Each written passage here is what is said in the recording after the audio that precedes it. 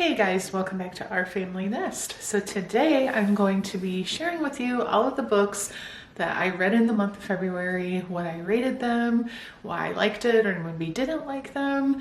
And I just appreciate anybody who loves when I post when I'm talking about books because it's one of my favorite things, probably my all-time favorite hobby right now. So let's just jump into it. A lot of the books that I read, I actually read on my Kindle this month, and I actually had a few ARCs, advanced readers copies, that I read that I will let you guys know the dates that those books are coming out. I signed up for an account through NetGalley. If you're ever looking to be chosen to read advanced readers copies, they just want you to have some sort of social media presence, whether it be like a following on Goodreads or maybe TikTok, Instagram, whatever. Of course, a couple of the books that I really wanted to get my hands on, I haven't gotten those yet, and sometimes they just turn you down, or maybe they've already given out enough copies so you just don't get picked. One of them was the new book by Abby Jimenez coming out this summer, and then the new Christina Lauren book. I really can't wait to get my hands on that one as well. I still got some other excellent, I only apply for advanced reader copy of books that are on my TBR that I want to read. I already had a running list of, well, a lot of the books I shared with you guys in the video of 24 books coming out in 2024. It's in my books playlist if you do want to go back and watch that video. Pretty much all of those books I went on NetGalley and requested advanced copies, and I got quite a few of them. I still have 5 more that I need to read.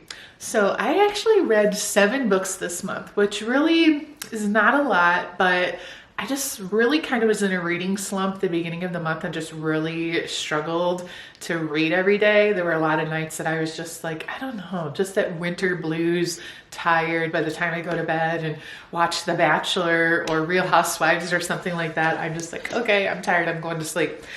Anyways, first book I read in February was The Rule Book by Sarah Adams, which was an advanced reader's copy. That book comes out on April 2nd. It's a romantic comedy, and I gave it 4 stars. It's such a cute book. If you've read any of her other books, like The Cheat Sheet, which is also another sports romantic comedy, there's actually characters from The Cheat Sheet that show up in the rule book, and I did not even make the connection right away. And I actually hope there ends up being more, because she's not really promoting the books as a series. It's kind of I don't know, just kind of accidental reappearance of the same characters. What I really liked about it was the sexual tension between the 2 main characters, their chemistry, their flirtiness, the way they pretended to not like each other, but they liked each other so much. It's back and forth, the point of view between her character and his character, and she's basically a athletic, marketing person. Why can't I think of the correct terminology? Jerry Maguire, basically, but that's her job for this football player. And it actually ends up being her first client, official client. She was kind of in training and always worked under someone. This is her first official client on her own. Ends up being her ex-boyfriend from college that she just literally broke up with one day without an explanation. So he's still got feelings for her, and the way she feels about him. It's just really good. The next book I read on my Kindle was No Exit by Taylor Adams. It is a thriller. I gave it 4 stars. I wish I could have gave it more than that because it started out so good. I love when a good thriller book grabs your attention from the first page and you just feel like you could stay up half the night reading it and not realize that 3 hours went by. There are definitely kind of some gross parts, it's a little detailed. This one was, like I said, really intense, total nail biter. Apparently it was made into a movie. I don't know if it's on Netflix, Hulu, something, that I watched the trailer for it and I was oh, it seemed to follow the book pretty closely, but then someone had commented and said that it was way different. I don't really have any interest to watch the movie, which is kind of weird because normally I would be definitely want to watch it, but I'm just like, I don't know, especially a thriller, when you like know how it ends. Like that's why you watch a thriller, is so much action and like what's gonna happen, versus like a rom-com, you're watching it for like the laughs and the romance or whatever. Anyways, next book was Mistakes We Never Made by Hannah Brown. It comes out on May 7th. So this was another advanced reader's copy. And I was so disappointed in this book. I gave it 2.5 stars. There were so many times that I just didn't even want to finish reading it. It just was not... It's her first time writing a fiction book. She wrote a nonfiction book, which I absolutely loved. I loved the writing, the storytelling, hearing about her life. Like, I just adore her as a person. I think she's one of the most like genuine people from the Bachelor, Bachelorette franchise ever. Like, I watched her on Special Forces, like, love her.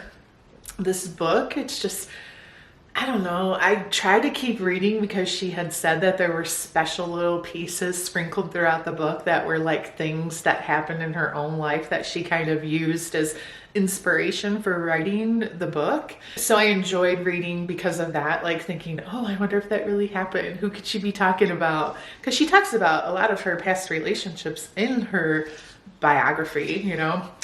And I don't know. I mean, it was just kind of boring. There's this whole like wedding weekend and the bride disappears. So one of her best friends and this guy, they like go off together to try to find her. And they have all these unresolved issues and traumas and things that they're dealing with. But obviously there's like something going on. Like they kind of like each other, but they want to hate each other at the same time.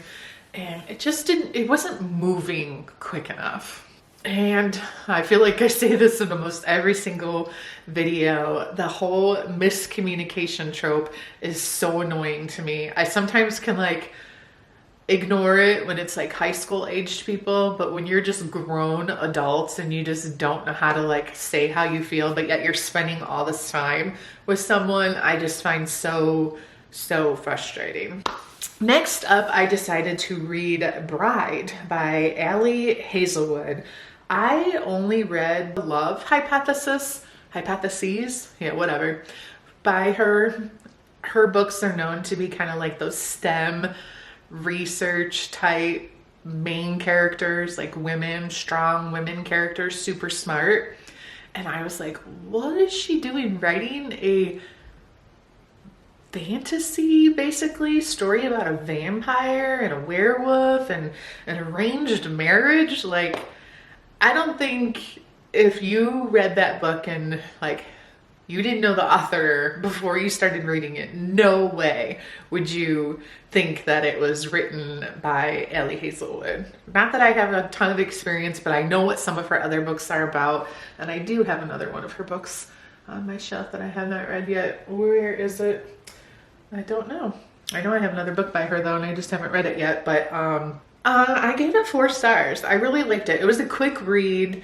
It definitely, about, I don't know, halfway or so, gets pretty spicy. So if you like that, you'll like it.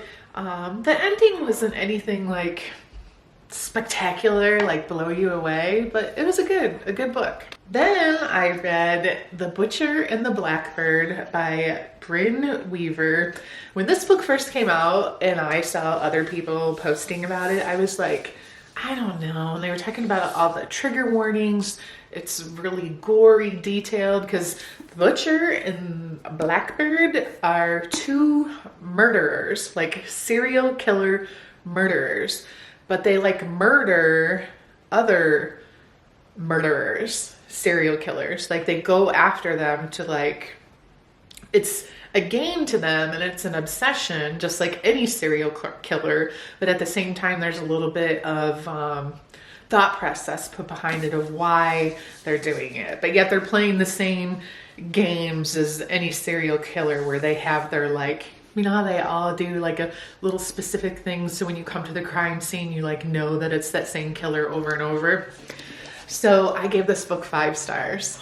I got off track what I was saying. Anyways, when people were first talking about this, I was like, that just doesn't sound like something I would like. I don't know. And then I finally read someone's review or heard him talk about it on Instagram or something, who knows, and I was like, all right, dang it, I gotta read it. And it's actually the first book in a trilogy.